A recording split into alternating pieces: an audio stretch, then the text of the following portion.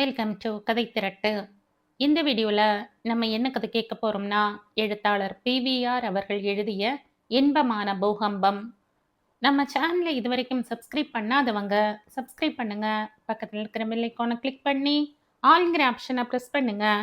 So that நான் போடுற கதைகளை உடனுக்குடனே நீங்கள் கேட்கலாம்.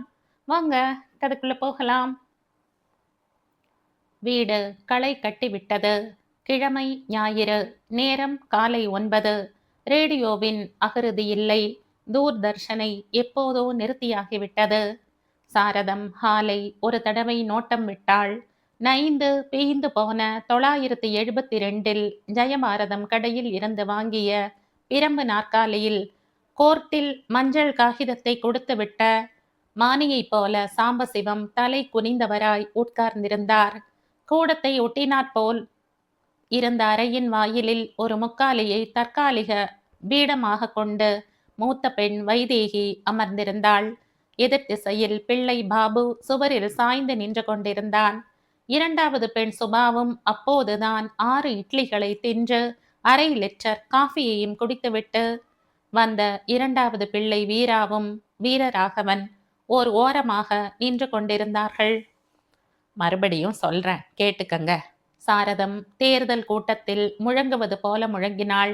இன்னும் 2 நாள்ல நம்ம கூட சொந்த பந்தமே கொண்டாடாத வச்சுக்காத உங்க சித்தப்பா, காலம் சென்ற சித்தப்பா என்று வீரா இடைமறித்தான். சரி, லேட் சித்தப்பாவின் ஒரே பெண் ரேவதி இங்க டேரா போட வர்றா. அப்புறம் இந்த வீடு வீடா இருக்காது. எல்லாரும் நன்னா கேட்டுக்கங்க. இந்த ரேவதி ரொம்ப நாளைக்கு இங்க தங்கப்படாது. நாம தங்க விடப்படாது. அவ உங்க சித்தப்பா பொண்ணுதான், என் கொழுந்தன் பொண்ணுதான். ஆனா 2 குடும்பத்துக்கும் 10 வருஷமா போக்குவரத்தே கிடையாது. செத்து போனவங்களை பத்தி குத்தமா குறையா பேசுறது சரியில்லைதான், பாவம் கூட.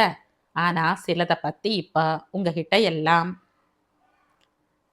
பேசாம இருக்கக்கூடாது. உங்க சித்தி ஒரு நாள் கூட என்னை மதிச்சதில்லை. உங்க தாத்தாவும் பாட்டியும் அப்போ உசுரோட இருந்தாங்க. சித்தப்பா அவ கழுத்துல தாலியை கட்டினாரு. ஏன் சுபா, தாலியை கழுத்துல தானே கட்டணும் என்றான் வீரா. எனக்கு தெரியாதுப்பா, இடுப்புலையும் கட்டுவாங்களோ என்னவோ. 2 பேரும் குறுக்க குதறாதீங்க என்ற சாரதம் தொடர்ந்தாள். தம்பதி சமேதரா அவங்க ஊருக்கெல்லாம் விழுந்து விழுந்து நமஸ்காரம் பண்ணாங்க. அத்தை, சித்தி, மாமா, மாமின்னு. 1 மினிட் ப்ளீஸ். திடீரென்று ஒரு புது குரல் வரவே சாரதம் நிறுத்தினாள். மற்றவர்கள் குரல் வந்த திசையில் கண்களை செலுத்தினார்கள். சத்யா என்கிற சத்தியமூர்த்தி. என்னடா சத்யா என்றாள் வைதேகி. நீ ஏன் குறுக்க குதற என்றான் வீரா. நீ பாத்ரூம்ல பாடிட்டு இருந்தியே. இது சுபா. ஈரத்தலையை துவட்டிக்கடா சத்யா என்றார் சாம்பசிவம். பாபு மட்டும் பேசவில்லை. என்னடா, என் மாமி கல்யாணத்தின் போது எனக்கு வயசு 4ஓ 5ஓ. நான் இந்த நமஸ்காரங்களை எல்லாம் பாராம மண்டபம் பூரா ஓடி விளையாடிட்டு இருந்தேன். என் அம்மாவை, அதான் உங்க சின்ன நாத்தனாரையும் என் அப்பாவையும் இவங்களோட சித்தி, அதான் உங்க ஓர்படி நமஸ்காரம் பண்ணாளா என்றான் சத்யா. உன் அம்மா அப்பாவை கூட பண்ணினாள்டா. ஆனா என்ன இல்ல, எங்களை பண்ணல. ஏன் ஏன் நான் ஒரு சாதாரண எலிமெண்ட்ரி ஸ்கூல் வாத்தியார் பொண்தானே. அப்ப இளப்பம் காட்டினவ கண்ணை மூடுற வரைக்கும் நிறுத்தல. ஓ, ஓனாய் ஆடு கதை என்றான் வீரா. சாரதம் லட்சியம் செய்யாமல் தொடர்ந்தாள். என் கேவலம் அதோட நின்னதா? இல்லையே. என் புருஷன் யாரு?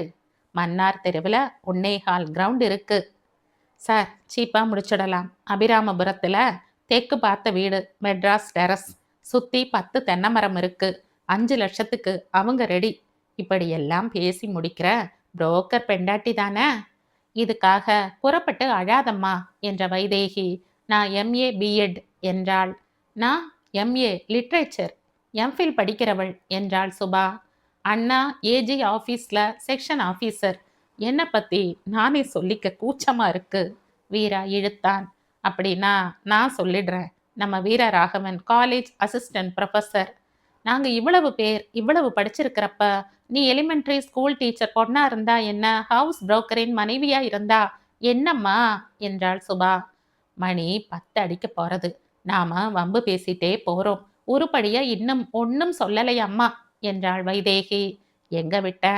நமஸ்காரத்துல என்றான் சத்யா. இப்படியெல்லாம் அவ என்னை ஏளனம் காட்டினாலும் நான் எதையும் மனசுல வச்சுக்கல.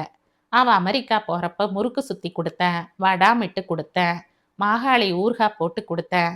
எல்லாத்தையும் கூட்டி பிளேன்ல ஏறினவ ஒரு தேங்க்ஸ் கூட சொல்லல.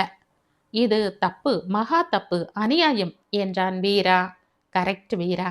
சித்தி அம்மாவுக்கு தேங்க்ஸ் சொல்லி இருக்கணும். அம்மா ஒரு டம்ளர் வாட்டர் தந்தா கூட நாம் எல்லாம் அவளுக்கு தேங்க்ஸ் மம்மிங்கிறோம் என்றாள் சுபா. கேளுங்க எல்லாரும், இப்பவே இந்த வீடு நம்ம எல்லாருக்கும் போதல. கீழே இந்த ஹாலும் அந்த ஒரு ரூமும் தான். மாடியில இதே மாதிரி ஒரு ஹால், சொப்பு சொப்பா 2 ரூம். கிராதி போட்ட திண்ணையில ஒரு பக்கம் ஒரு பெஞ்சில் உங்க அப்பா படுத்துக்கிறார், இன்னொரு பக்கம் தரையில சத்யா தூங்குறான். மாடியில நீங்க 3 பேரும் இருக்கீங்க. நம்ம பாபுவுக்கும் அவன் பெண்டாட்டிக்கும் கீழே இந்த ரூம்ல இருக்கவே பிடிக்கல. நான் ஹால்ல ஒரு கோடியில முடங்குறேன். நிலைமை இப்படி இருக்கிறப்ப இந்த ரேவதி பொண்ணு வர்றா. ஒரு நிமிஷம் அம்மா. என்னடி சுபா? பெரிய அண்ணா சம்பாதிக்கிறான், மன்னி சம்பாதிக்கிறா, 2 பேருமா நிகரமா வீட்டுக்கு கொண்டு வர பணம் மாசம் 5800. இதுல வீட்டுக்கு எவ்வளவு போடுறாங்க?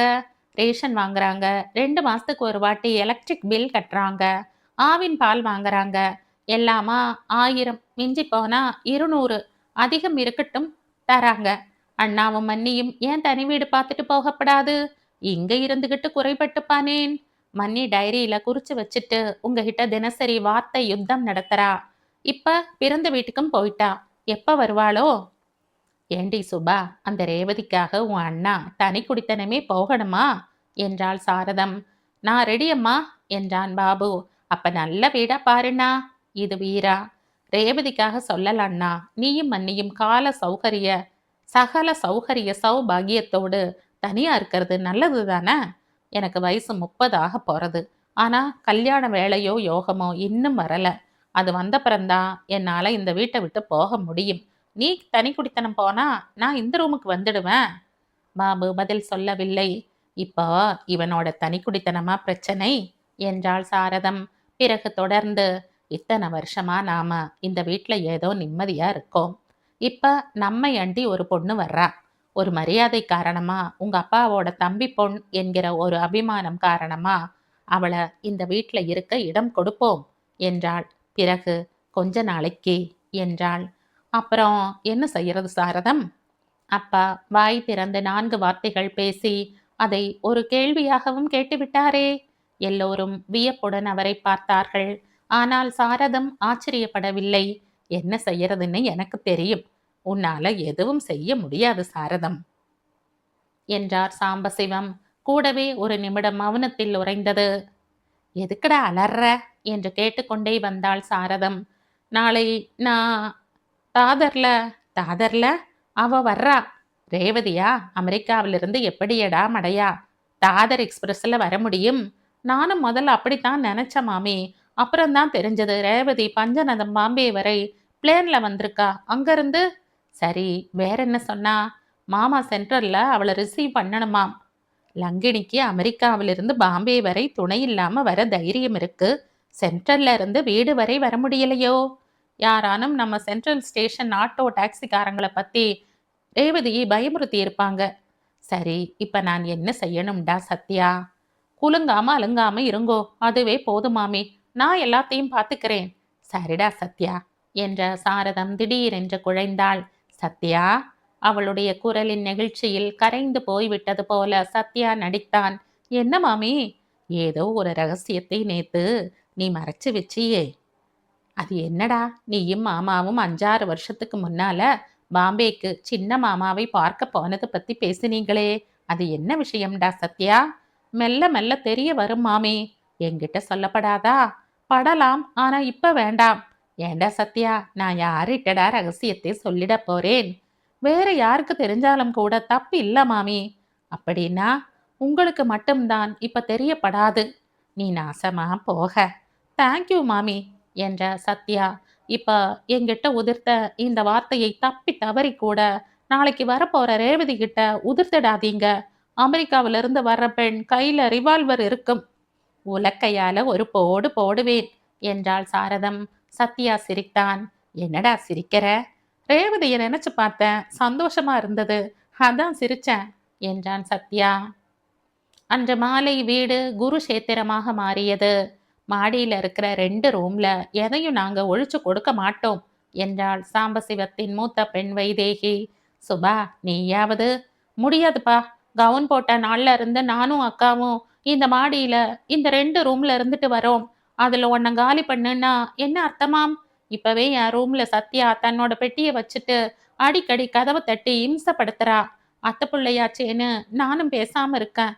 இப்ப ரூமையே காலி பண்ணுனா என்ன அர்த்தம்? வேற வழி தெரியலம்மா சுபா என்றார் சாம்பசிவம். அப்ப ஒண்ணு செய்யுங்க. என்னம்மா? பாபுவோட வைஃப் இப்ப இங்க இல்ல. அம்மாட்ட கோவிச்சுக்கிட்டு பிறந்து விட போயாச்சு. அந்த ரூம பாபு ஒழிச்சு கொடுக்கட்டும். ஐசலக்கடி கும்மா என்ற பாபு. என் ஒய்ஃப் அடிக்கடி அம்மா வீட்டுக்கு போயிருக்கிறது எல்லாருக்கும் தெரிஞ்சதுதான். அவ திடீர்னு திரும்பி வந்து எங்க என் ரூம்னு கேட்டா நான் என்ன பதில் சொல்வனாம் என்றான் பாபு. இந்த புகுந்து வீடே வேண்டாம்னு உதறி எறிகிறவளுக்கு அதுல ஒரு ரூம் கேட்க என்ன உரிமை இருக்காம்? அப்பா, சுபா சொல்றதுதான் சரி. பாபு ரூமை ஒழிச்சு கொடுக்கட்டும்.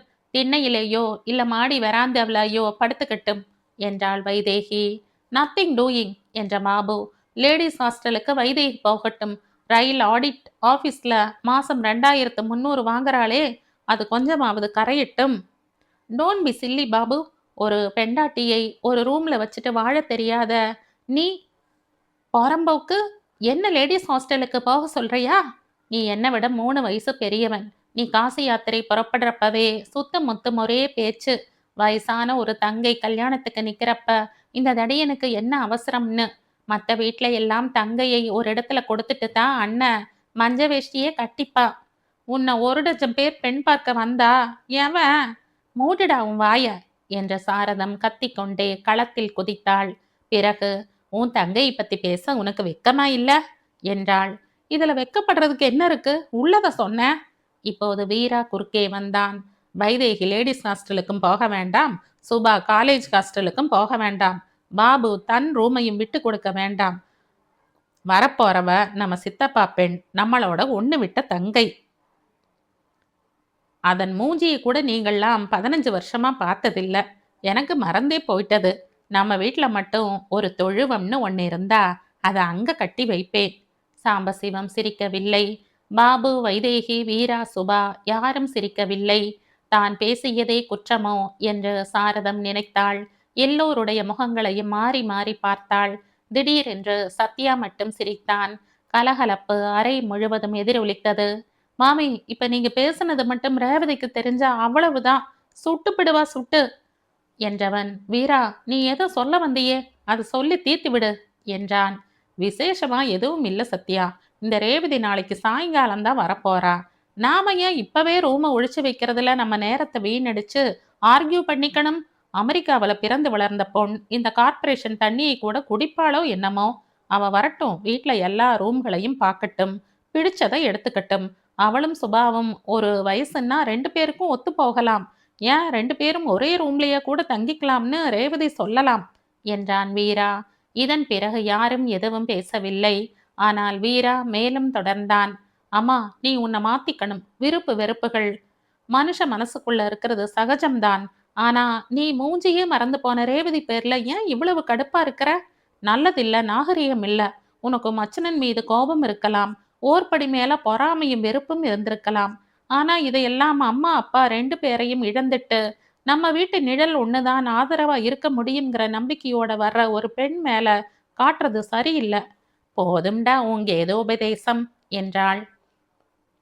அம்மாவை யாராலும் மாத்த முடியாது வீரா என்றாள் சுபா. அம்மா, வீரா சொல்றதுலயும் நியாயம் இருக்கு என்றாள் வைதேகி. அம்மா, எல்லாம் கொஞ்ச நாளுக்குத்தானே என்றான் பாபு. சாரதம் கணவரை பார்த்தாள். அவரும் அவளை பார்த்தார். பிறகு, ரேவதிக்கு எந்த இடம்னு நீங்க எல்லாரும் அலசிட்டீங்க.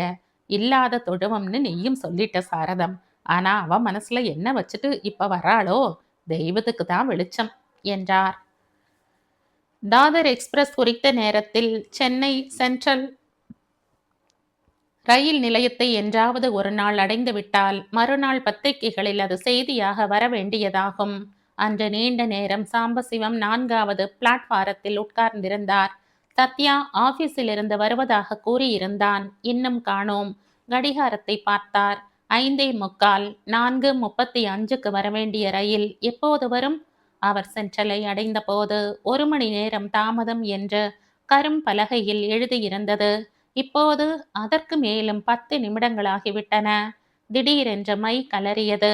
தாதர் இன்னும் சில நிமிடங்களில் 4வது பிளாட்பாரத்தில் வந்து சேரும்.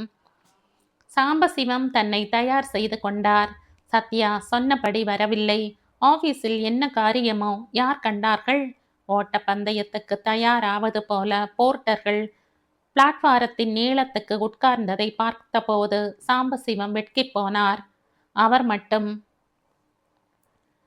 இன்னும் சிமெண்ட் பெஞ்சில் அழுந்தி கிடப்பதா? ஏசி ஸ்லீப்பர் ஃபர்ஸ்ட் கிளாஸ் 2ம் கடைசியில் இருக்கு மாமா. திடீர் குரல், சத்யாவின் குரல். நீ இப்பத்தான் வரையா? 4:15க்கு ஃபோனில் விசாரிச்சேன். 1 hour லேட்டுன்னா. சாரி, பதிவு குரல் சொல்லிற்று. சரின்னு வேனை எடுத்துக்கிட்டு 5:15க்கு புறப்பட்டேன். இங்கே வர்றப்ப 5:30.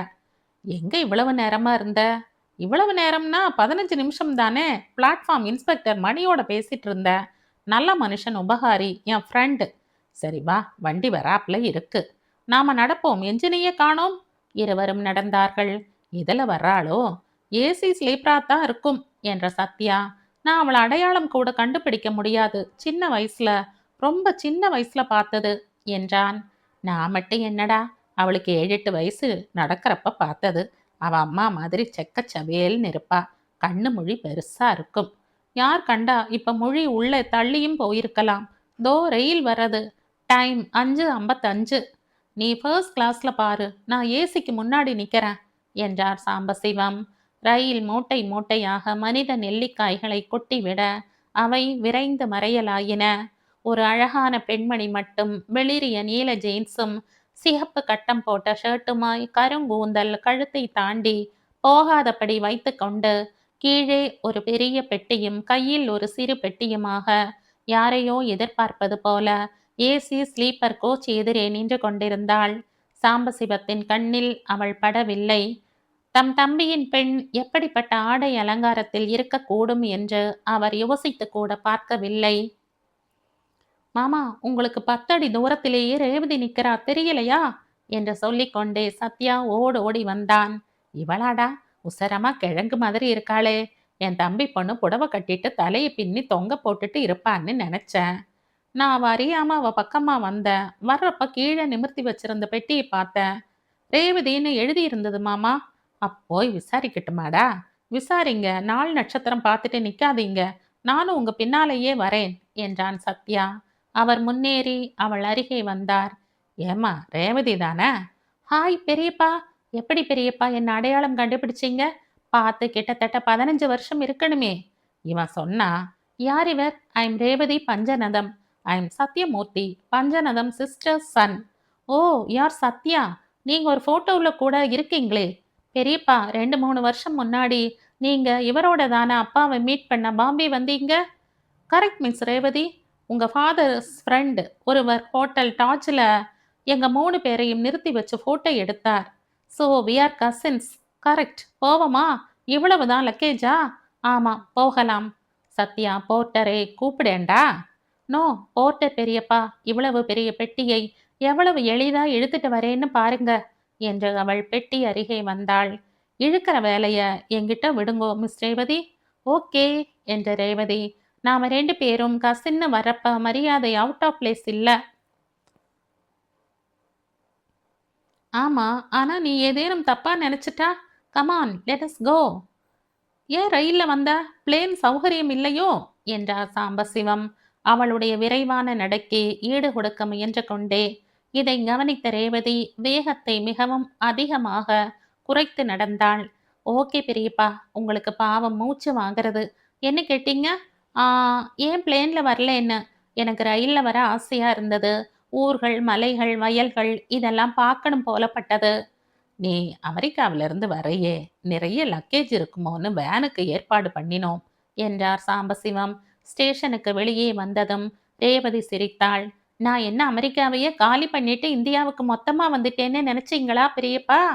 ஆமாம்மா, பஞ்சநாதம் போனப்போ தலையில இடி விழுந்த மாதிரி இருந்தது. எங்கேயோ 10,000 மைலுக்கு தள்ளி இருக்கிற எனக்கே அப்படின்னா, கிட்டக்கவே இருக்கிற உனக்கு. ரேவதி சிரித்தாள். பெரியப்பா, நீங்க ரொம்ப உணர்ச்சி வசப்படுறீங்க. பர்த், டெத் இதெல்லாம் ரொம்ப காமன். பர்த்துக்கும் டெத்துக்கும் நடுவே ஒரு சின்ன இன்டர்வெல் இருக்கே, அதான் லைஃப், வாழ்க்கை. இதை எப்படி அனுபவிக்கிறோம் என்கிறது தான் முக்கியம். ஆம் ஐ கரெக்ட் சத்யா? இது பத்தி அப்புறமா பேசலாம்னு படுறது. வேன் மெரினா வழியாகவும் சென்றது. மெரினா ரொம்ப பியூட்டிஃபுல்லா இருக்கும்னு அம்மா அப்பா சொல்வாங்க. என் கண்ணுக்கு எல்லாம் டர்ட்டியா தெரியறது. மியாமி பீச் எவ்வளவோ தேவலை. அவங்க பார்த்த காலத்துல பீச் அழகாத்தாமா இருந்தது. இப்ப பீச் கடற்கரை இல்லை, கடை கரை, படகு கரை, மீட்டிங் போடுற கரை. வேன் வீட்டு முன்னால் நின்றது. சத்யா கை கடிகாரத்தை பார்த்தான். 6:40. வாசலில் சாரதம் மட்டுமே நின்று கொண்டிருந்தாள். பெரியம்மா தானே? கரெக்ட். பெரியம்மா, நான் தான் ரேவதி. தெரியுமே, உள்ளவா. அவளுடைய வார்த்தைகள் உயிரின்றி வருவதாக பட்டிருக்க வேண்டும் ரேவதிக்கு. ஏன் பெரியம்மா, நான் வந்தது பிடிக்கலையா? சேச்சே, அதெல்லாம் இல்லை ரேவதி. வா, காப்பி கலந்து கொண்டு வரேன். No coffee. Tea. No tea. அப்ப என்னதான் சாப்பிடுவே ரேவதி? நான் கொக்கோ கொண்டு வந்திருக்கேன். அத அப்புறமா சாப்பிட்டுக்கலாம். இப்ப மணி 7 ஆக போறது. முதல்ல குளியல், அப்புறம்தான் எல்லாம். ஓ இஷ்டம் என்றாள் சாரதம். பெரியப்பா. என்ன ரேவதி? பெரியம்மா முகத்துல இருந்து ரொம்ப கிளியரா தெரியறது. நான் திடுதிப்பு நீங்க வந்தது பிடிக்கலேன்னு. சத்யா, நீ நீன்னு கூப்பிடுறது தப்பில்லையே. ஒரு சின்ன ஹெல்ப் பண்ணுவியா? சொல்லு ரேவதி. இந்த மெட்ராஸ்ல டாஜ், சோழா ஷெரட்டன், அடையார் பார்க் இதெல்லாம் 5 ஸ்டார் ஹோட்டல்ஸ். சவேரா 4 ஸ்டார்னு நினைக்கிறேன். உட்லண்ட்ஸும் சௌகரியமா இருக்கும்னு ரெயில்ல வரப்போ ஒருத்தர் சொன்னார். நீ எனக்கு உட்லண்ட்ஸ்ல ஒரு சூட்டுக்கு ஏற்பாடு பண்ண முடியுமா? பெரியம்மாவுக்கு இஷ்டம் இல்லாம நான் இருக்கிறது சரின்னு படல. சாம்பசிவம் சாரதத்தை விரைத்து பார்த்தார். சத்யாவும் கோபத்துடன் மாமியை பார்த்தான். அதெல்லாம் ஒண்ணுமில்ல ரேவதி. நீ யாரு? என் கொழுந்தன் பொண்ணு. எனக்கு காலையிலிருந்தே தலைவலி. ஒத்த தலைவலி. நீ ஹோட்டல்ல தங்கப்படாது. இங்கதான் இருக்கணும். உனக்காக வைதேகி, வீரா, சுபா 3 பேரும் மாடியில ஒரு ரூமை தயார் பண்ணிட்டு இருக்கா. நீ குளிச்சுட்டு வா. நீங்க கலகலப்பா இல்லைன்னா நான் எடுத்த காலி பண்ணிடுவேன் பெரியம்மா என்றாள் ரேவதி. பிறகு சிறிய பெட்டியை திறந்து சோப், டவல் மற்றும் மாற்று உடைகளை எடுத்து கொண்டாள். பாத்ரூம் காட்டுறேன் வா. கொஞ்சம் அழுக்கும், ஜாக்கிரதை என்றாள் சாரதம். சாரதம் ரேவதியை குளியல் அறையில் விட்டுவிட்டு வந்ததும் சாம்பசிவம், புத்திசாலி பெண், ஒரு வினாடியில உன் குணத்தை புரிஞ்சுகிட்டா. ஏன் இப்படி இருக்க நீ சாரதம் என்றார். என்னால பொய்மையா சிரிக்க முடியாது என்றாள் சாரதம். என் தம்பி போனப்புறம் அவளும் எனக்கு இன்னொரு பெண்தான். இத மறக்காத. அதான் ஏற்கனவே நீங்க சொல்லியாச்சே. பாபி எங்க? இன்னும் வரல. ஆபீஸ்ல இருந்து பெண்டாட்டியை பார்க்க போயிருப்பான் என்றார் சாம்பசிவம். 20 நிமிடங்களுக்கு பிறகு ரேவதி திரும்பினாள். ஷவர்ல தண்ணி சரியா அடர்த்தியா வரல. பாதி ஓட்டைகள் அழுக்கல அடைச்சுக்கிட்டு இருக்கு என்ற அவள், என் துணிகளை பாத்ரூம்ல போட்டிருக்கேன். அப்புறமா வாஷ் பண்ணிக்கிறேன். வாஷிங் மிஷின் எங்க இருக்கு? பாத்ரூம்ல இல்ல. வீட்லயே இல்ல. என்ன, வாஷிங் மிஷின் இல்லையா? ரேவதி நீல நிற ஹவுஸ் கோட்டில் நின்று ஆச்சரியத்துடன் பார்த்தாள். 8,000 10,000 கொடுத்து வாங்க வசதி இல்ல என்றாள் சாரதம். வசதி ஏற்படுத்தினா போறது என்ற ரேவதி தரையில் சப்பனமா உட்கார்ந்து கொண்டு 4 அடி நீள 2.5 அடி அகலமுள்ள பெட்டியை திறந்தாள். அவங்கெல்லாம் இன்னும் கீழே வரலையா? எவங்க என்றார் சாம்பசிவம். என் கசின்ஸ் வைதேகி, சுபா, வீரராகவன். தோ வராங்க. மாடியில் இருந்த மூவரும் இறங்கி வந்து கொண்டிருந்தார்கள். ரேவதி அவர்களை பார்த்தாள், சிரித்தாள். I'm Revathi, your cousin from the States. You are welcome என்றாள் Subha. Glad to see you என்றாள் Vaidehi.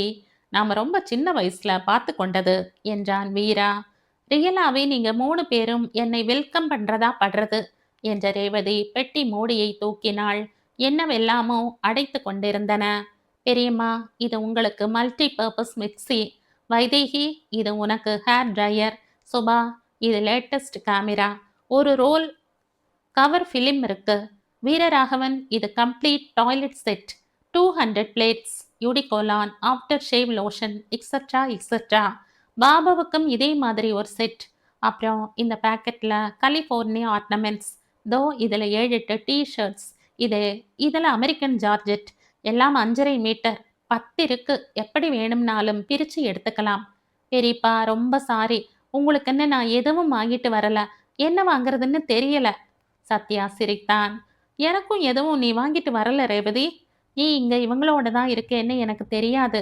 It is all right. ஆ, மறந்தே போயிட்டேன் பெரியம்மா, அமெரிக்கன் டைமண்ட்ஸ் அப்புறம் 1/2 கிலோ கோல்டு கொண்டு வந்திருக்கேன். கஸ்டம்ஸில் கொஞ்சம் டியூட்டி போட்டா மொத்தம் 100 டைமண்ட்ஸ். அயர்ந்து போன சாரதம் அவள் நீட்டிய வைரங்களை பார்த்தாள். தங்க பிஸ்கட்டுகளை சாம்பசிவம் பார்க்க கண் கூசியது.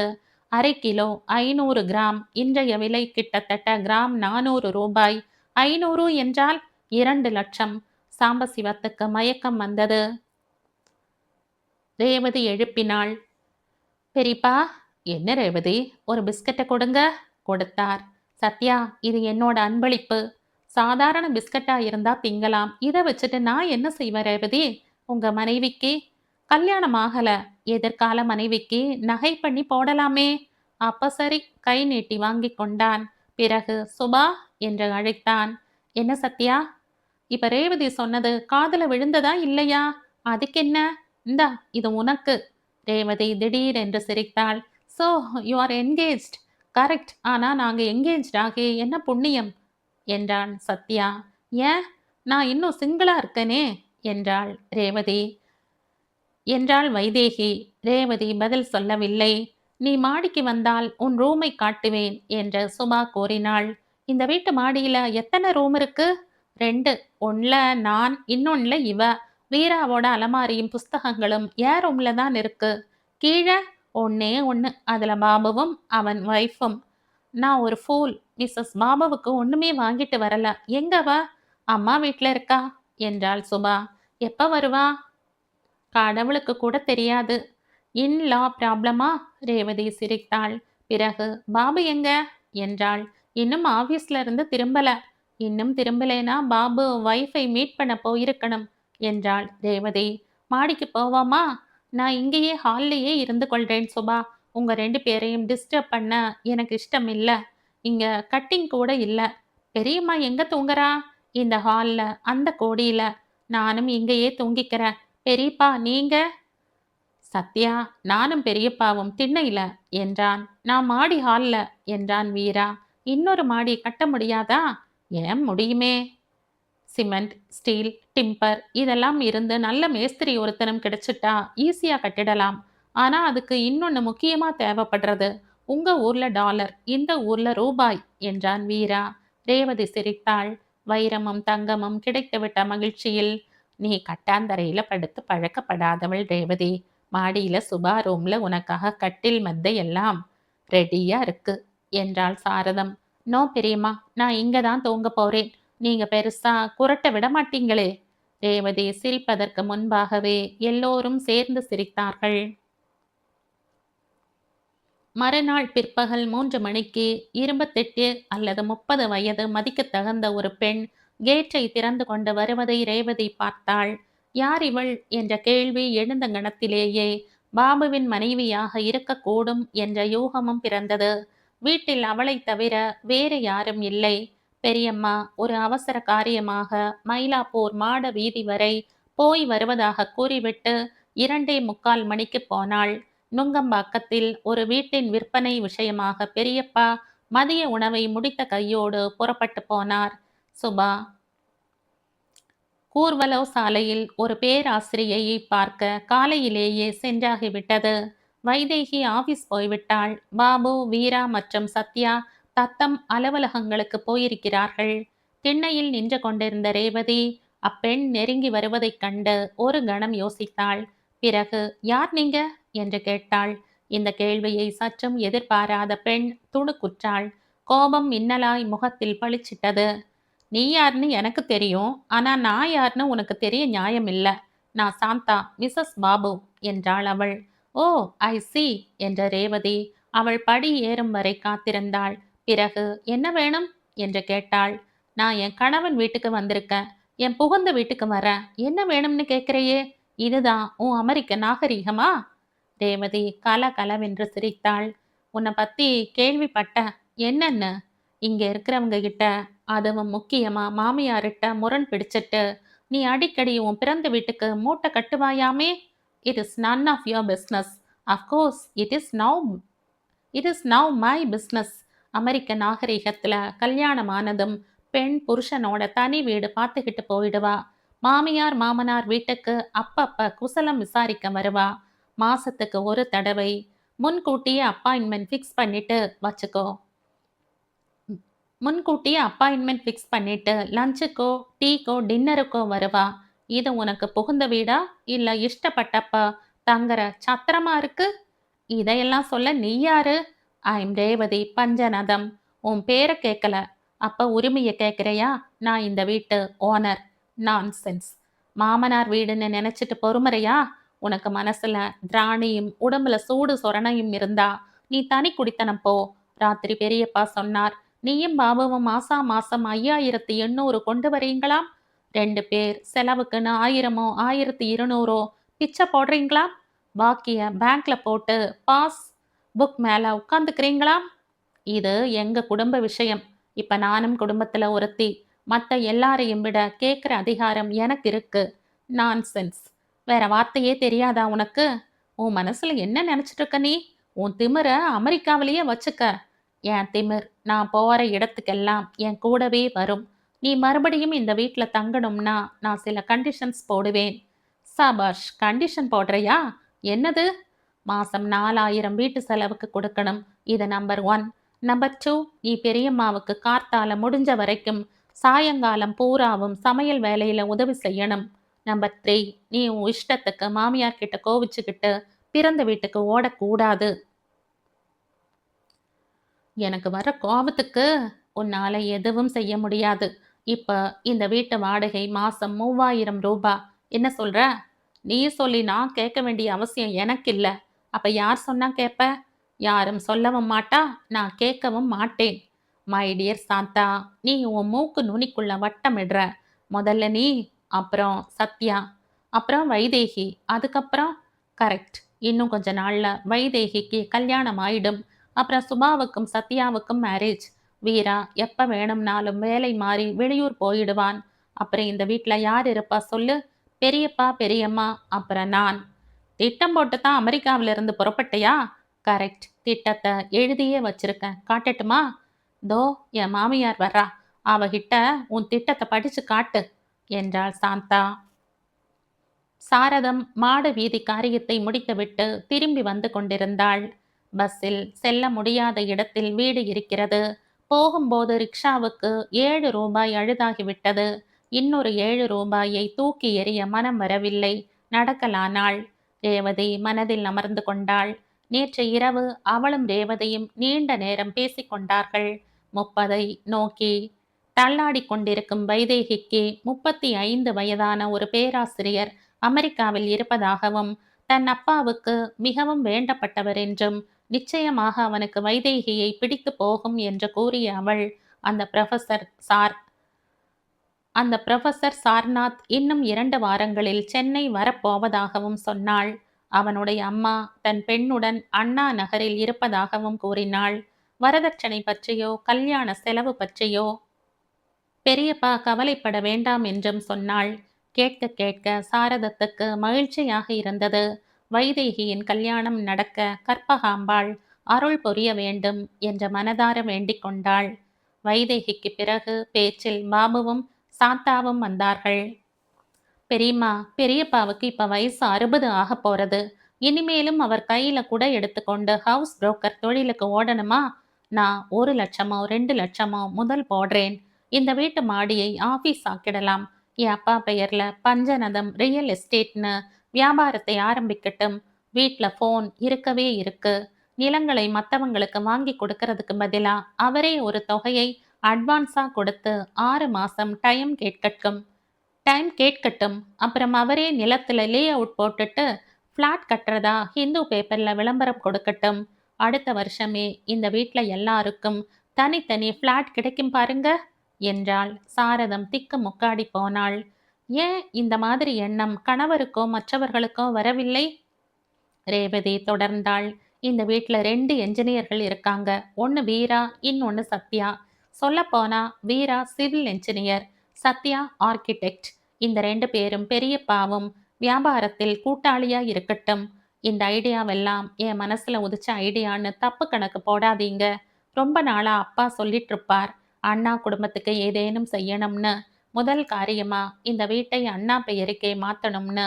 இப்ப மாத்துற உரிமை எனக்கு இருக்கு பெரியம்மா. மாத்திடுறேன். ரேவதி, நீ என்ன சொல்ற? இந்த வீடு உன் பெரியப்பா பேர்ல தானே இருக்கு. எலக்ட்ரிசிட்டி கார்டுல உன் தாத்தா பேர் தானே இருக்கு. அதை இன்னும் மாத்தல. அப்பா கடைசியா வந்தப்ப பெரியப்பாவின் பண கஷ்டத்தை பார்த்து ₹1,00,000 கொடுத்து அவரோட பங்கை தன் பெயருக்கு மாத்தியாச்சு. டாக்குமெண்ட் ரிஜிஸ்டரும் ஆயாச்சு. இது எனக்கு தெரியவே தெரியாதே.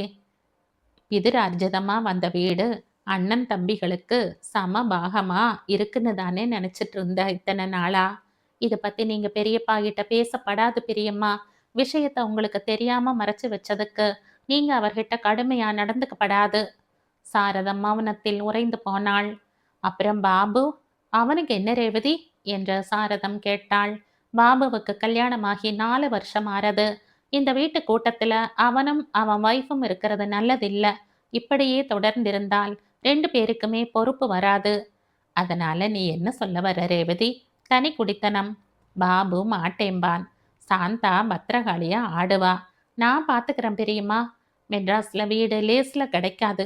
கிடைச்சாலும் 2000 3000 வாடகை கேட்பா. 1500 கொடுக்கட்டும். வீடு இதே அண்ணாமலைபுரத்துல இதே 6வது மெயின்ல ஒரு வீடு இருக்கு. 2 மாடி. முதல் மாடியில குடித்தனம் இருக்கு. மாடியில 2 பெட்ரூம் ஹால் கிச்சன். 1000 சதுர அடி. யார் வீடு? வெட்டர்னரி வெட்டர்னரி டாக்டர் கைலாசம் இருக்கிற வீடு. உனக்கு இதெல்லாம் எப்படி தெரியும் ரேவதி? இன்னைக்கு தான் அமெரிக்காவிலிருந்து நீ வந்திருக்க. ரொம்ப காலமா மெட்ராஸ்ல இருக்கிற மாதிரி பேசுற. கடைசியா அப்பா வந்தப்ப இந்த வீட்டை வாங்கினார். அப்படியா? எனக்கு தெரியவே தெரியாதே. சத்யாவுக்கு மட்டும்தான் தெரியும். யார்கிட்டையும் மூச்சு விடப்படாதுன்னு அப்பா அவன்கிட்ட சொல்லியிருந்தார். என்னைக்காவது இந்தியாவுக்கு திரும்பினா தங்கறதுக்கு வீடு வேணுமே. பழைய சொந்தக்காரர் டாக்டர் கைலாசம் ₹4,00,000 வித்துட்டு அதிலேயே ₹3,000 வாடகைக்கு குடியிருக்கார். பாபாவுக்கு கன்செஷன். அதுல பாதி கொடுத்தா போதும்.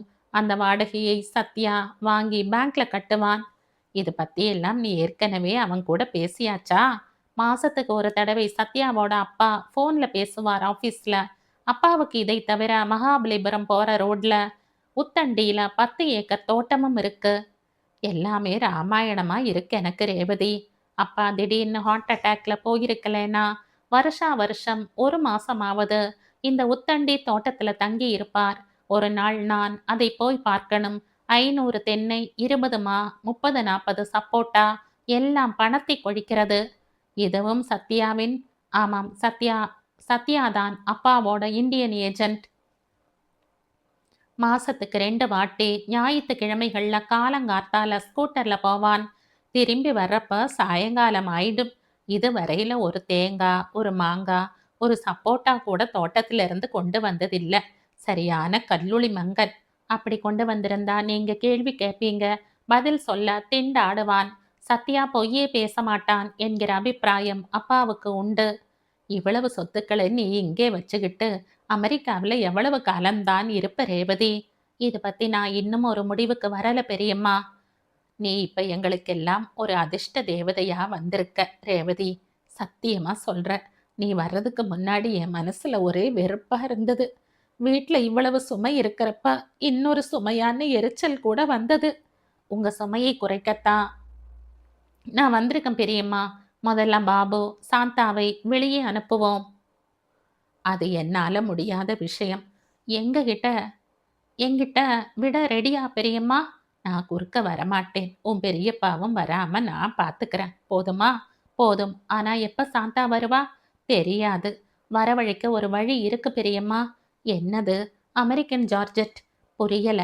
பாபு கிட்ட சொல்றேன். உன் வைஃப் வந்து அவளுக்கு பிடிச்ச 2 புடவைகளை எடுத்துக்கட்டும்னு பாபு அவகிட்ட சொல்லுவான். நீங்க வேணும்னா பாருங்க. அவன் நாளைக்கு சாயங்காலமே வந்து நிற்பா. சாரதம் சிரித்தாள். முந்தின இரவு பேசிய பேச்சுக்களை எல்லாம் நினைவு கூர்ந்து கொண்டே வந்த சாரதம் வீட்டு காம்பவுண்ட் கேட்டை திறக்கையிலேயே சாந்தா நிற்பதை பார்த்து விட்டாள். இந்த ரேவதி சாமர்த்தியமும் சாதுரியமும் நிறைந்த பெண்தான் என்ற அபிப்பிராயம் அவள் மனதில் மேலோங்கி நின்றது. சாரதம் படி ஏறி வந்ததுமே மருமகள் சாந்தா வீறிட்டாள். யார் மாமி இந்த மண்டக்கனம் பிடிச்ச பொண்ணு? ஓ, நீ வந்துட்டியா சாந்தா? ஆபீஸ் இல்லையா? உங்க புள்ளதான் வர சொன்னாரு, அரை நாள் லீவு. என் பிள்ளை சொல்லி நீ எதையும் கேட்டதா சரித்திரம் இல்லையே என்றாள் சாரதம் நக்கலுடன். எனக்கு இஷ்டமே இல்லை, ஆனா அவர் வற்புறுத்தினார். தன்னோட சித்தப்பா பொன் ஸ்டேட்ஸ்ல இருந்து வந்துட்டதாகவும் என்னை பார்க்க ரொம்ப ஆர்வமும் ஆவலுமா இருப்பதாகவும் சொன்னார். இங்க வந்தா வீட்ல இந்த லங்கினி மட்டும்தான் இருக்கா. ஏய், என்ன சொன்ன? நானும் அவரும் இந்த வீட்டை விட்டு தனி குடித்தனம் போய் தொலையணுமா? இவ யாரு அதை சொல்றதுக்கு? கேட்டுவிட்டு சாரதம் ரேவதியை பார்த்து கண் சமிக்ஞை செய்தாள்.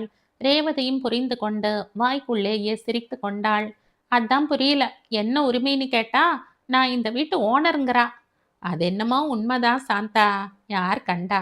என்னையும் உன் மாமனாரையும் கூட குடும்பத்தோட வெளியேற சொன்னாலும் சொல்வா. நீ இப்போதைக்கு பேசாம இரு, பாபு ஆபீஸ்ல இருந்து வரட்டும். ஏமா ரேவதி, சாந்தாவுக்கு ஜார்ஜெட் புடவைகளை காட்டினாயா? அவளுக்கும் ஒன்னோ ரெண்டோ கொடுக்கணும். பாடி ஸ்ப்ரே தரணும்னு எல்லாம் நேத்து சொல்லிட்டு இருந்தியே. பெரியம்மா, அது நேத்து சொன்ன கதை. மாமனார் மாமியாரை துச்சமா மதிச்சு நடக்கிறவங்க கிட்ட எனக்கு எப்பவுமே அன்பு அபிமானம் இதெல்லாம் இருக்காது. ஆமா, உன் பெரிய அன்புக்கும் அபிமானத்துக்கும் தான் நான் வீங்கிக்கிட்டு இருக்கேனாக்கும். பெரியம்மா, இவ பேசுறத கேட்குறப்ப ஜார்ஜெட் புடவை, அமெரிக்கன் வைரம், அப்புறம் சென்ட் சோப் இதெல்லாம் இவளுக்கு தேவை இல்லைன்னு தெரியுது. சரி, நீங்க 2 பேரும் என்னை பத்தி என்னவெல்லாம் பேசணுமோ அதையெல்லாம் பேசிட்டு இருங்கோ. நான் வெளியே போயிட்டு வரேன். இன்னும் 1/4 மணி நேரத்துல கார் வந்துடும். காரா? என்றாள் சாரதம். ஆமா, சத்யா கிட்ட காலையில சொல்லி வச்சிருந்த டூரிஸ்ட் காருக்கு ஏற்பாடு செய்துடுறேன் நான். இவ வர்றதுக்கு 10 நிமிஷம் முன்னால ஃபோன் வந்தது, கார் வரும்னு. எங்க போகலாம்னு இருக்க? அது என் சொந்த விஷயம் பெரியம்மா. உங்க மருமகள் முன்னாடி சொல்ல விருப்பம் இல்ல. அப்புறம் தனியா உங்ககிட்ட சொல்றேன். ஏன் இப்பவே சொல்ல, நான் மாடிக்கு போயிடுறேன் என்றாள் சாந்தா. பாவம் நீ, இத்தனை நேரமா கால் கடுக்க நிக்கிற. மாடிப்படி ஏறினா அது ரொம்ப வலிக்கும் சொல்லிவிட்டு குளியல் அறையை நோக்கி ரேவதி நடந்தாள். ரேவதி வீடு திரும்பிய போது இரவு மணி 9. காரில் இருந்து அவளுடன் வீராவும் இறங்கினான். வீரா, நீ எப்படி என்ற வைதேகி இழுத்தாள். நான் தான் வீரா ஆபீஸ்க்கு போய் கார்ல தூக்கி போட்டுக்கிட்டு ஊர் சுத்த கிளம்பின. என்னடா வீரா, என்ன விஷயம் என்றார் சாம்பசிவம். அதெல்லாம் ஒண்ணுமில்லப்பா, மெட்ராஸ்ல மாடனா கட்டி இருக்கிற சில அபார்ட்மெண்ட்ஸை பார்க்கணும்னு சொன்னா. எங்க கம்பெனி கட்டி இருக்கிற 7-8 கட்டிடங்களை காட்டினேன். சில பில்டிங்ஸ்ல அமெரிக்கால இருக்கிற மாதிரியே இருக்குன்னா. கார் மறுபடியும் மறுநாள் காலை 9 வர வேண்டும் என்று டிரைவரிடம் சொல்லி ட்ரிப் ஷீட்டிலும் எழுதிவிட்டு ரேவதி ஹாலில் கும்பலில் கலந்து கொண்டாள். வீரா, நீயும் ரேவதியும் சாப்பிட உட்காருங்க. சாப்பிட்டாச்சு. எங்கடா? உட்லண்ட்ஸ் என்றாள் ரேவதி. பிறகு, பெரியம்மா, நான் விட்ட இடத்துல இருந்து தொடர போறேன். நாம என்ன பேசிட்டு இருந்தோம்னு இவங்களுக்கெல்லாம் தெரியாது. அதனால முதல்ல இருந்தே சொல்லி ரேவதி. பாபு முன்னேறி வர சாந்தாவும் அவளோடு ஒட்டி கொண்டாள். தேவையில்லம்மா, நானும் இவளும் தனியா போகணும், அவ்வளவுதானே? அவ்வளவேதான் என்ற ரேவதி தொடர்ந்தாள். இந்த வீட்ல எல்லாருக்கும் ஒரு உண்மை தெரியாது. அதை ஆரம்பமா சொல்லி என் திட்டத்தை விளக்கிடுறேன். வைதேகி, வீரா மற்றும் சுபா வியப்புடன் ரேவதியை பார்த்தார்கள். இப்ப இந்த வீடு என் வீடு. அட்வொகேட் புஜங்கராவ் தான் செட்டில்மெண்ட் டீடு எழுதினார். மயிலாப்பூர் ரிஜிஸ்ட்ரார் ஆபீஸ்ல பதிவும் ஆகி இருக்கு.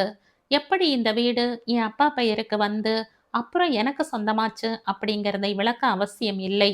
பெரியப்பாவிடம் கேட்டு தெரிஞ்சுக்கங்க. சத்யா கிட்ட காலையில கேட்டேன், வாடகைக்கு விட்டா மாசம் எவ்வளவு வரும்னு. 1000 சொன்னான். இந்த பழைய வீட்டை புதுப்பிச்சு இன்னொரு மாடியும் கட்டினா பெரிய கம்பெனிகள் கண்ணை மூடிக்கொண்டு 10,000 தருவா. கம்பெனியோட 5 வருஷ லீஸ். ஆனா அப்படி செய்ய இப்ப எனக்கு விருப்பம் இல்ல. அதே சமயத்துல என் உரிமையையும் நிலை நாட்டலாம்னு இருக்க. முதல் படியா பாபுவும் சாந்தாவும் தனியா போகணும். சாரதம், சாந்தா மற்றும் பாபுவை தவிர மற்ற எல்லோரும் வாய் அடைத்து நின்றார்கள். பெரியப்பா முதலில் பேசினார். அவசியமா ரேவதி? ரொம்ப. 2 பேரும் கை நிறைய சம்பாதிக்கிறாங்க. அப்பா, திடீர்னு நான் வெளியேறணும்னு இவ சொல்லிட்டா நான் எங்க போறது? வாடகை வீடுன்னா கூட நோட்டீஸ் கொடுப்பாங்க. நீ வாடகைக்கு இருந்தா நானும் நோட்டீஸ் கொடுத்திருப்பேன். நீ ஓசியில தானே இருக்க பாபு. திடுதிப்புன்னு சொன்னா எங்க போறது? உன் மனைவிதான் பாதி நாள் பெரியம்மா கிட்ட ரகளை பண்ணிட்டு பிறந்த வீடு போயிடுறாளே. நீ அவ வீட்ல கொஞ்ச நாள் இருந்துட்டு வீடு மாறிப்போ. இந்த மயிலாப்பூர்ல சௌகரியமா இருக்கணும்னா மாசம் 2000 ரூபாய் வாடகை கொடுக்கணும். அமெரிக்கால இருக்கிற உனக்கு இது எப்படி தெரிய போறது? குறைஞ்சது 5 மாசமோ 6 மாசமோ அட்வான்ஸ் கொடுக்கணும். சில பேர் 10 மாசம் கூட கேக்குறாங்க.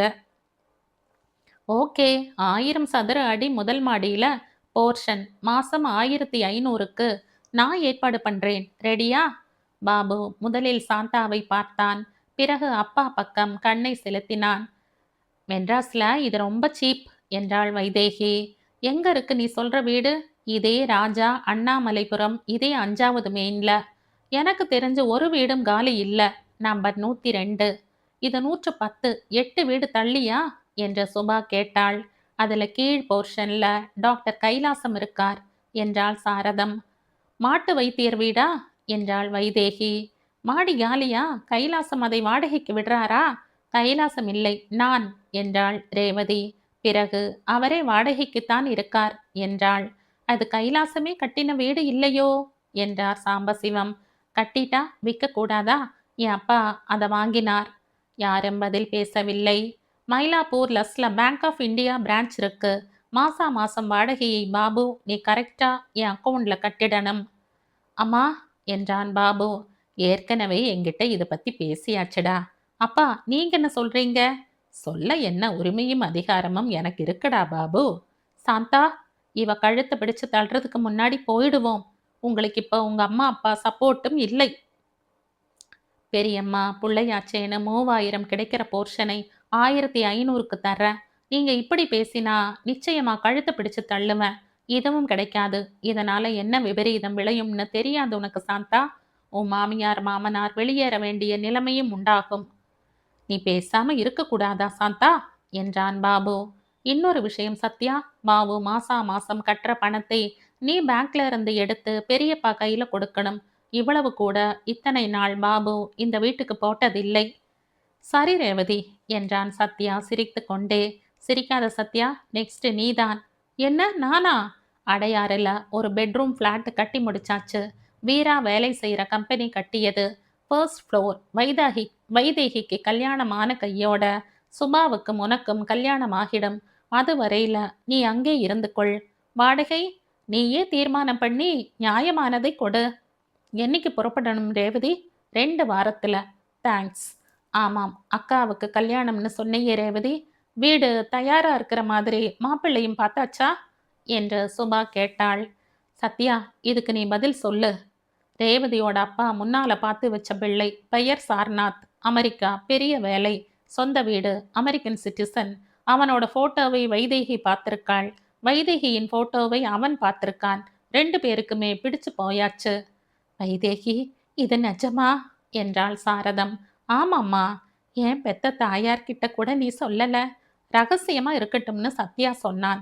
ரேவதி ஒரு நாள் வருவா, அதுக்கப்புறம் தெரிஞ்சா போதும்னு சொன்னா. அம்மா, அப்போ அக்கா அமெரிக்கா போயிடுவா. டி, நீ அங்கேயே ஜார்ஜெட் வாங்கிக்கோ.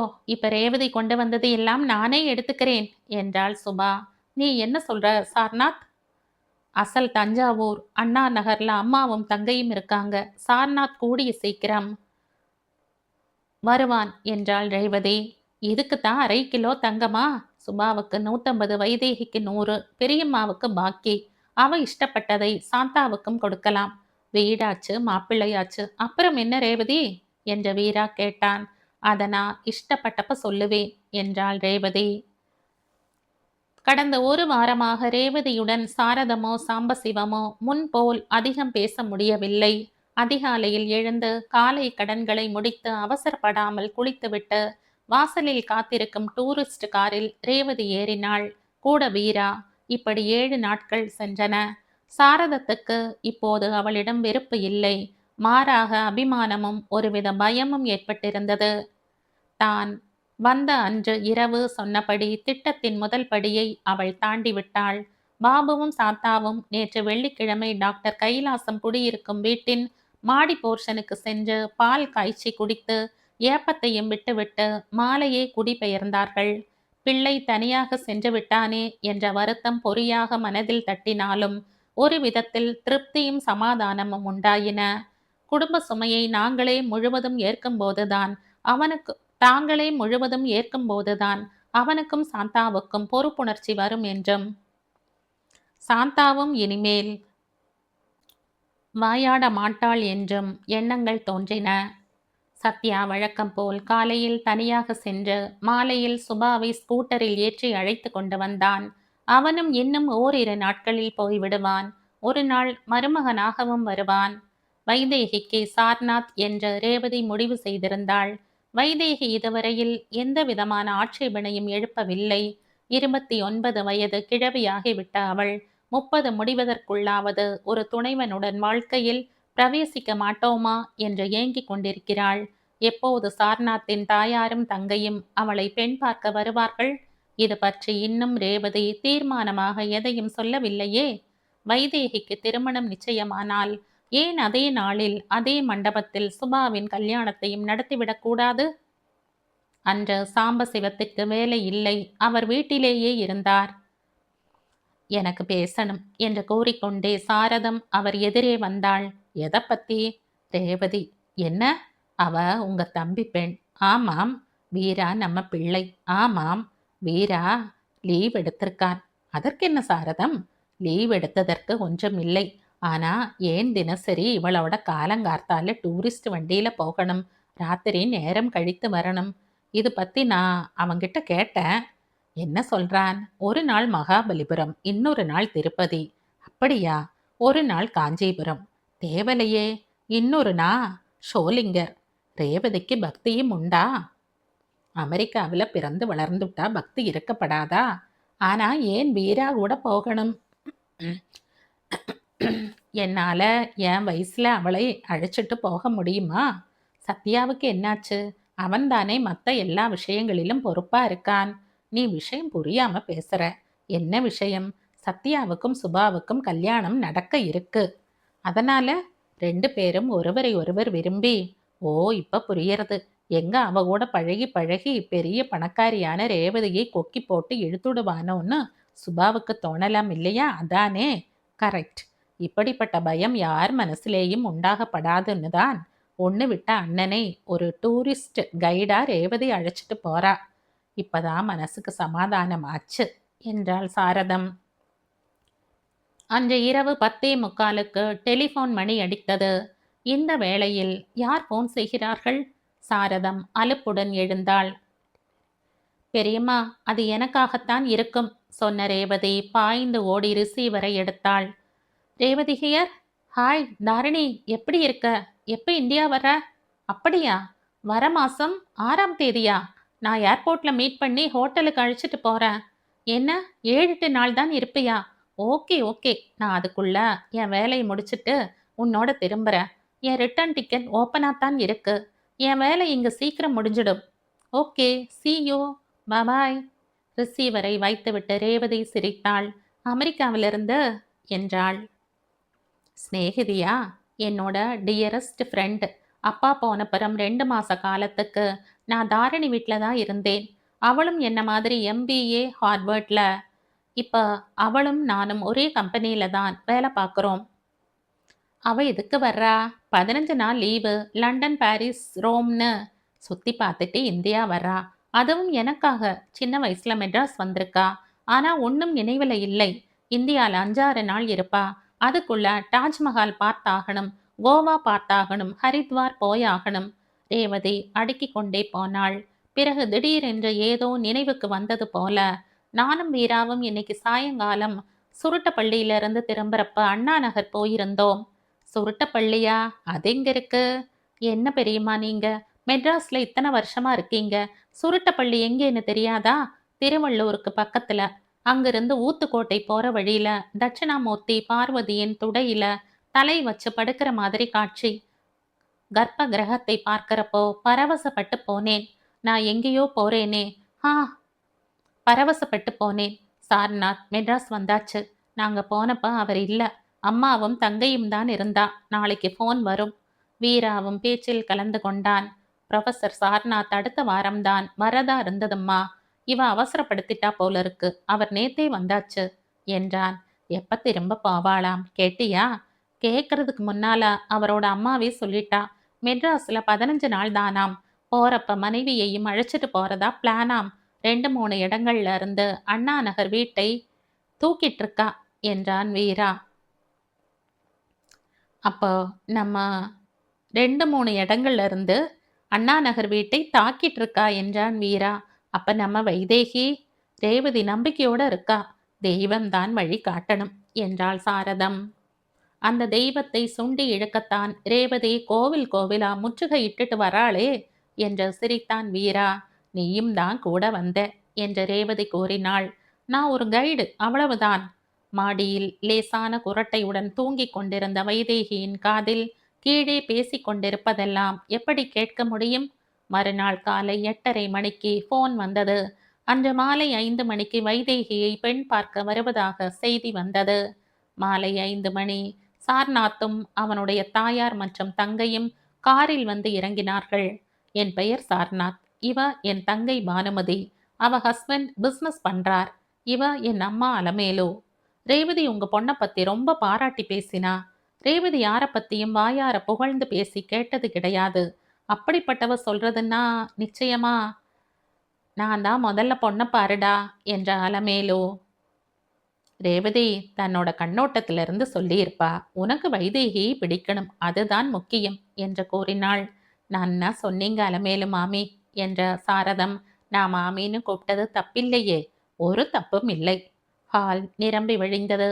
பாபு சாந்தா கூட வந்திருந்தார்கள். வீராவும் சத்யாவும் ஒரு ஓரமாக நின்றிருந்தார்கள். இரட்டை சோஃபாவில் அலமேலுவும் பானுமதியும் அமர்ந்திருக்க சார்நாத் சிறிய சோஃபாவில் உட்கார்ந்திருந்தான். பெரியப்பா உட்கார்ந்திருந்த சோஃபாவை பிடித்தவளாய் ரேவதி பின்னால் நின்றாள். அருகே நின்று கொண்டிருந்த சாரதம், வைதேகி எல்லாருக்கும் டிஃபன் கொண்டு வா. அவங்க சாப்பிட்டுக்கிட்டு இருக்கிறப்ப காஃபி கலந்தா போதும் என்றாள். சரிம்மா. வைதேகி நகர கூடவே தங்கை சுபாவும் போனாள். 1 மினிட் ப்ளீஸ். வைதேகி திரும்பினாள். சார்நாத் புன்முறுவல் பூத்தான். டிஃபன் கடைசியில நான் 1, 2 கேள்விகள் கேட்கலாமா? வைதேகி அம்மாவை பார்த்தாள். சாரதம் கண்ணால் சமிக்ஞை செய்ய ஷியோர் என்றாள். நீ இங்க ஒரு ஆபீஸ்ல வேலையா இருக்கல்ல? ஆமாம்.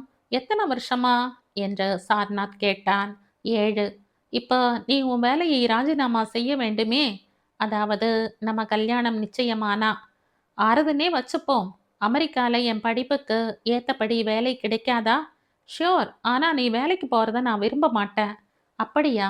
எனக்கு ஒரு வீடு சொந்தத்துல இருக்கு, கார் இருக்கு, மாசம் $2500. இதெல்லாம் ஏன் சொல்லணும் நீங்க? அங்க போய் சிணுங்க கூடாது இல்லையா? வேறு ஏதேனும் கேட்க இருக்கா? இல்ல, இப்ப எல்லாரும் டிஃபன் சாப்பிடுவோம். எல்லாம் ரெடி என்றாள் சாரதம். அவளுக்கு அமெரிக்க மாப்பிள்ளையா? எல்லாம் ரேவதி வந்த வேளை. ஆனா ஒரு கண்டிஷன் என்றான் சார்நாத். எல்லோரும் திகைத்து போனார்கள். நிபந்தனையா? இன்னும் 1, 2 நாள்ல ரிஜிஸ்டர் மேரேஜ். ரிஜிஸ்டர் கல்யாணமா? எங்க பரம்பரையில இதுவரை நடக்காதது அது. தாலி. சாரதத்தை முடிக்க விடவில்லை சார்நாத். கொஞ்சம் என்ன பேச விடுங்க. 1 மாசம் முன்னாடியே சத்யா நானும் வைதேகியும் சேர்ந்து எழுதி கொடுத்த லெட்டரை ரிஜிஸ்டர் ஆபீஸில் போய் பதிவு செஞ்சாச்சு. அங்க கல்யாணமாகி மேரேஜ் சர்டிபிகேட் இருந்தாதான் அவ அமெரிக்கா போக விசா கிடைக்கும். அதுக்கப்புறம் வைதீக முறையில உங்க பாரம்பரியம் கெடாதபடி அவ கழுத்துல தாலியை கட்டுறேன். என் தங்கை கிட்ட பாஸ்போர்ட் கூட கிடையாது என்றான் பாபு. உனக்கு தெரிஞ்சது அவ்வளவுதான். அக்கா, உன் பாஸ்போர்ட்டை எடுத்துட்டு வரட்டுமா என்றாள் சுபா. எங்களுக்கு தெரியாம என்னவெல்லாமோ நடந்திருக்கு என்றாள் சாரதம்.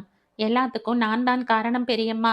சத்யா உடந்தை என்று சொல்லி சிரித்தாள் ரேவதி. ஒருவாறாக டிஃபன் காஃபி முடிந்தது. பிள்ளை வீட்டாரும் அண்ணா நகர் திரும்பினார்கள். அவர்கள் சென்ற பிறகு சாரதம், எனக்கு ஒரு எண்ணம் என்றாள் சாம்பசிவத்தை பார்த்து. என்ன? சுபா கல்யாணத்தையும் அதே பந்தல்ல அதே நாள்ல நடத்திடலாமே.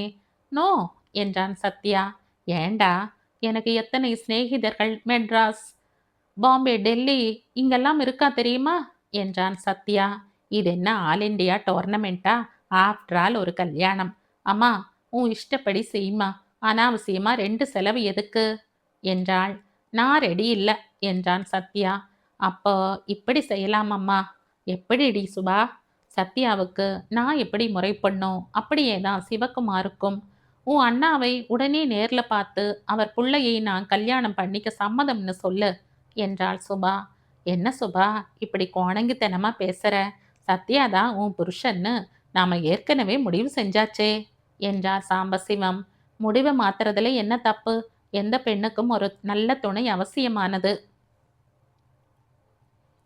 பிள்ளை சிவகுமார் ஒரு சார்ட் அண்ட் அக்கவுண்டன்ட். மாமாவே ஒரு தடவை அம்மா கிட்ட வாய் விட்டு கேட்டிருக்கார். சிவகுமாருக்கு என்ன குறைச்சல்? சொல்லப்போனா சத்யாவை விட அதிகமாகவே சம்பாதிக்கிறார். ரேவதி சொல்ற ஃப்ளாட்ல நாங்க எங்க வாழ்க்கையை ஆரம்பிக்கிறோம். அது முடியாது. சத்யாவுக்குத்தான் அந்த வீடுன்னு ரேவதி சொன்னாலும் எனக்கு ஓகே தான். ஏய், என்ன பொறிஞ்சு தள்ளுற என்றான் சத்யா. ஏய் கெயினெல்லாம் சிவகுமார் என கூப்பிட மாட்டான். அவனுக்கு மரியாதையும் அன்பும் உண்டு. பிருத்விராஜன் சம்யுக்தையை தூக்கிட்டு போன மாதிரி உன்னை கல்யாண மண்டபத்துல இருந்து தூக்கிட்டு போயிடுவேன். உனக்கு சைக்கிளே சரியா விட தெரியாது. குதிரையிலா ஏறி வரப்போற?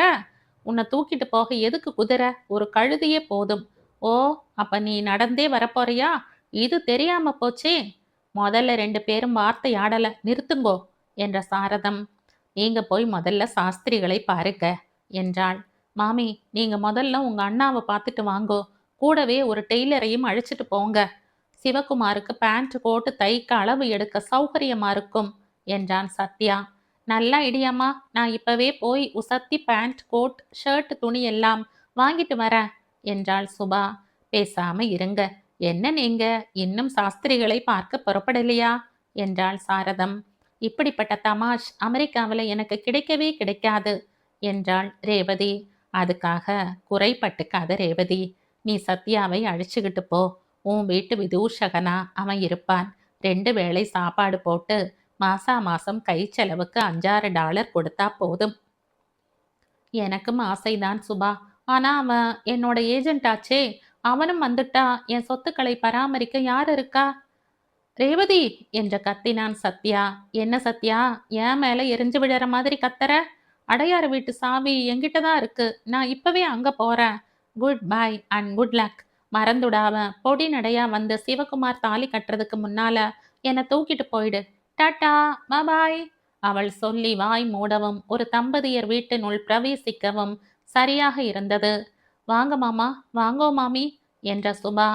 அம்மா, மாமா மாமி வந்திருக்கா, உட்காருங்கோ என்று சொல்லிவிட்டு ரேவதியை பார்த்தாள். வா அண்ணா, வா மன்னி என்று வரவேற்று கொண்டே சாரதம் சாம்பசிவம் பின்தொடர வந்தாள். வர ஞாயிற்றுக்கிழமை சிவாவுக்கு நிச்சயதார்த்தம். நீங்க எல்லாரும் வந்துடணும் என்றார் நீலகண்டன். ரொம்ப சந்தோஷம் நீலகண்டா. பொண்ணு எந்த ஊரு? பூர்வீகம் திருக்கருகாவூர். ஆனா சம்மந்தி இந்த ஊர்ல செட்டில் ஆகி 40 வருஷம் ஆறது. பொண்ணு எப்படி, என்ன படிச்சிருக்கா என்று சாரதம் கேட்டாள். அவ பேரும் உன் 2வது பெண்ணோட பேருதான். சுபா சார்ட்டர்ட் அக்கவுண்டண்டா இருக்கா. நல்ல பொருத்தம் என்றாள் வைதேகி. நீலகண்டனும் அவருடைய மனைவி பாகியமும் ரேவதியை பல தடவைகள் பார்த்தாகிவிட்டது. பாகியம் கேட்டாள், உங்க அத்துக்கு யாரோ வந்திருக்காங்க, பார்த்த முகமா தெரியலையே என்று. என் தம்பி பொண்ணு ஸ்டேட்ஸில் இருக்கா. அப்படியா, ரொம்ப சந்தோஷம். நீயும் இந்த குடும்பத்துல ஒருத்தி. ஞாயிற்றுக்கிழமை நீயும் இவா கூட வரணும் என்ன என்றாள் பாகியம். வராம இருப்பனா? அவர்கள் விடை பெற்று சென்ற பிறகு சாம்பசிவம் சாஸ்திரிகள் வீட்டுக்கு புறப்பட்டார். சாரதம் கோவிலுக்கு சென்றாள். பாபு சாந்தா தங்கள் வீட்டுக்கு போனார்கள். திடீரென்று வந்த வீரா ரேவதியை அழைத்து கொண்டு வெளியேறினான். வைதேகி தன் சிநேகிதி வீடு வரை போய்விட்டு வருவதாக கூறி சென்றாள். ஹாலில் சத்யாவும் சுபாவும் மட்டுமே இருந்தார்கள். சத்யா ஏதோ பேச ஆரம்பிப்பதற்குள் சுபா அழ ஆரம்பித்தாள். ஏய், எதுக்கு அழற? சுபா பதில் கூறாமல் அழுகையை தொடர்ந்தாள். காரணம் சொல்லிட்டழு. இந்த சிவாவும் கை நழுவி போய்விட்டானேன்னு அழற. சரி, நீ அழுதுட்டு நான் கிளம்புறேன். எங்க அடையாறு வீட்டுக்கா? இல்ல, பின்ன வாணி வீட்டுக்கு. உன் ஆபீஸ்ல வேலை பார்க்குற வாணியா? அவளேதான். எதுக்கு? வாணி என்ன லவ் பண்றா. அவ அப்பா கிட்ட பேசி ஒரு நல்ல நாளை பார்க்க சொல்லணும். All the best. சத்யா மெல்ல நகர்ந்தான். அவன் வாசலை அடைகையில் ஏய் என்ற அழைப்பு கேட்டது. திரும்பினான். என்ன? ஒரு சமாச்சாரம். என்ன? டேபிள் மேல நிறைய குப்பை காகிதங்கள் இருக்கு. நடுவுல ஒரு மேரேஜ் இன்விடேஷன் இருக்கு. உன் பெயருக்குத்தான். அதை பார்த்துட்டு வாணி வீட்டுக்கு போ. நான் தான் அதை பிரிண்ட் பண்ண கொடுத்ததே. ஞாயிற்றுக்கிழமை வாணி கல்யாணத்துக்கு நான் போய் ஆகணும் என்றான் சத்யா. நான் உன்னை மடக்க பார்த்தேன், நீ என்னை மடக்க பார்க்குற. ஆனா 2 பேருக்கும் ஏற்கனவே இந்த 2 பேர்களுடைய கல்யாண விஷயம் தெரியும் என்று சொல்லிக் கொண்டிருந்தான் சத்யா. சத்யா, என்ன சுபா? ஒரு சின்ன ரிக்வெஸ்ட்.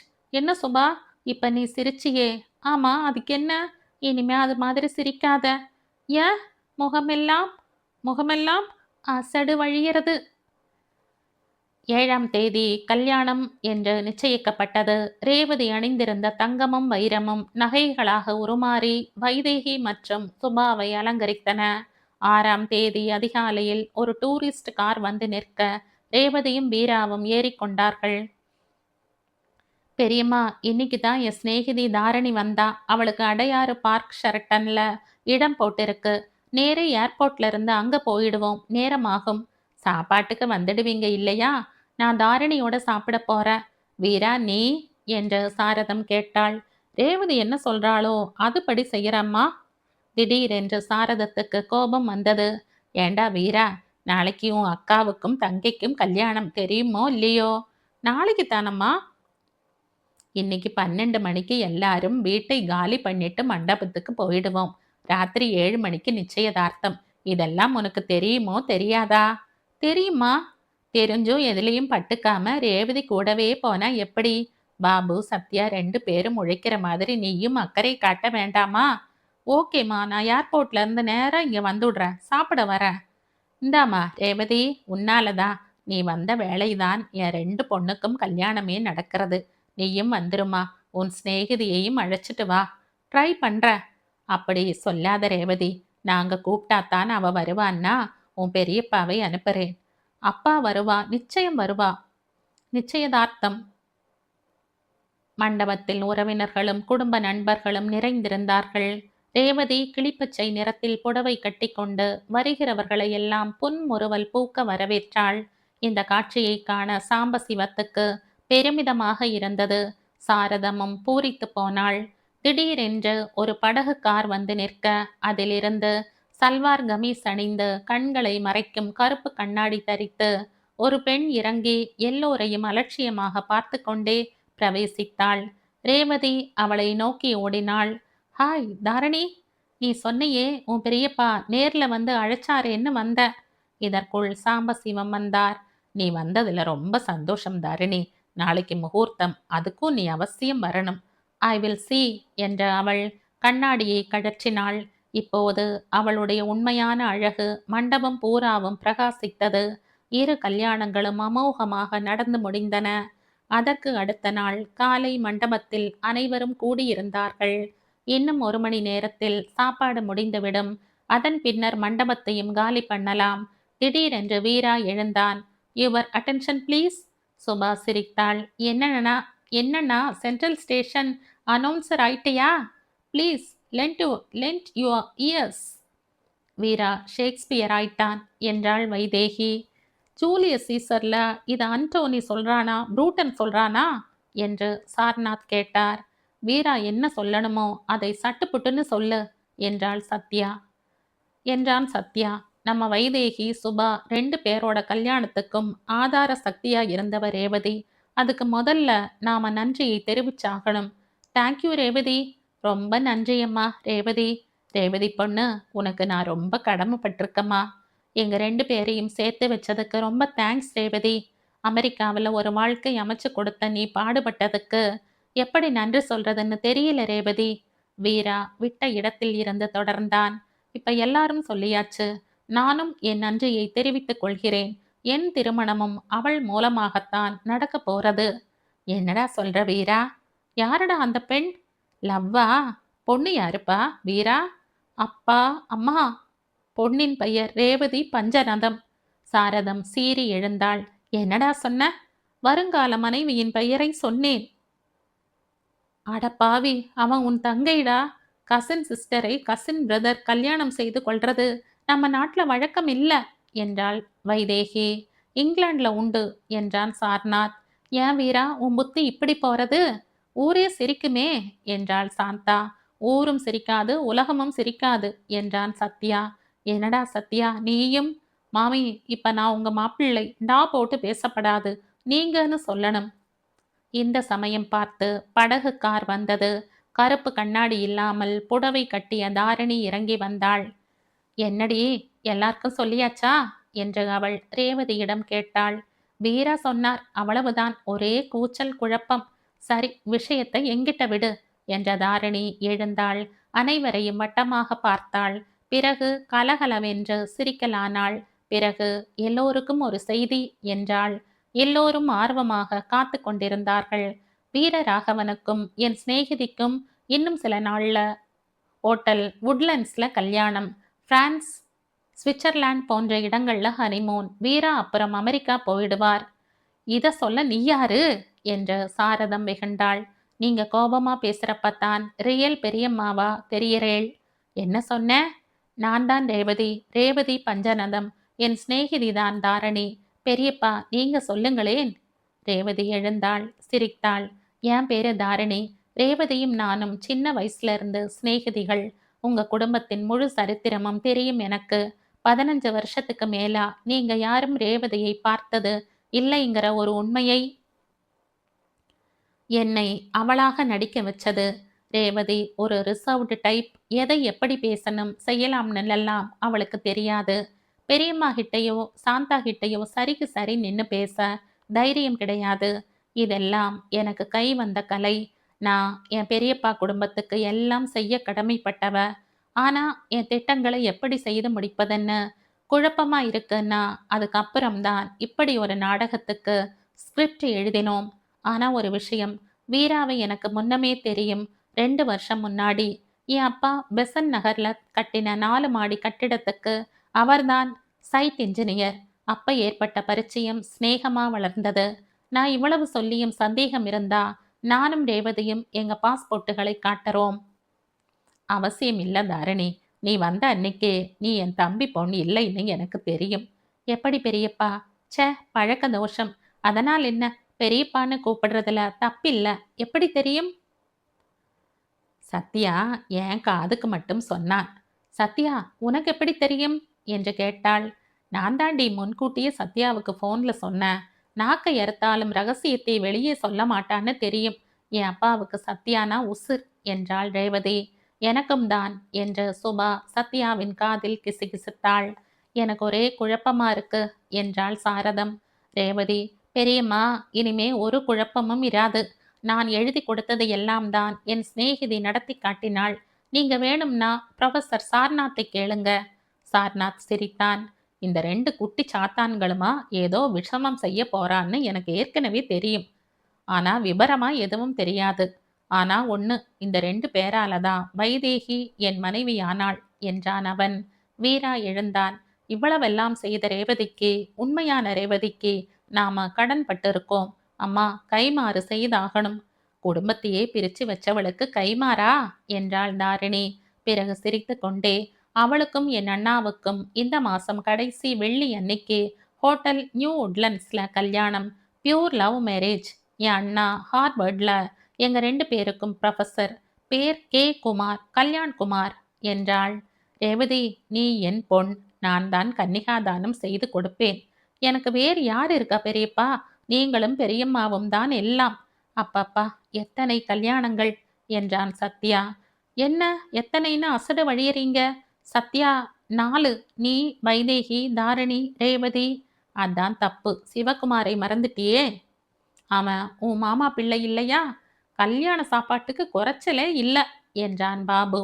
சப்பு கொட்டி சப்பு கொட்டி உங்க நாக்கே சின்னதாயிடும் என்றாள் சாந்தா. திடீரென்று ஒரு புது குரல். சமையற்கார சிப்பந்தி, சார், இலை போட்டாச்சு என்றார்.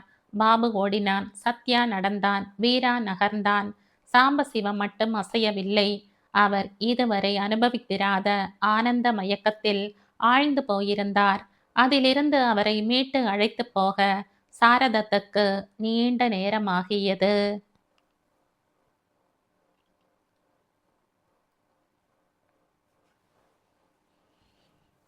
இதோட இந்த கதை முடியுது. இந்த கதை உங்களுக்கு பிடிச்சிருந்தா, லைக் பண்ணுங்க, ஷேர் பண்ணுங்க, சப்ஸ்கிரைப் பண்ணுங்க. மற்றும் ஒரு இன்ட்ரஸ்டிங்கான கதையோட அடுத்த வீடியோல சந்திப்போம். பை. Thank you.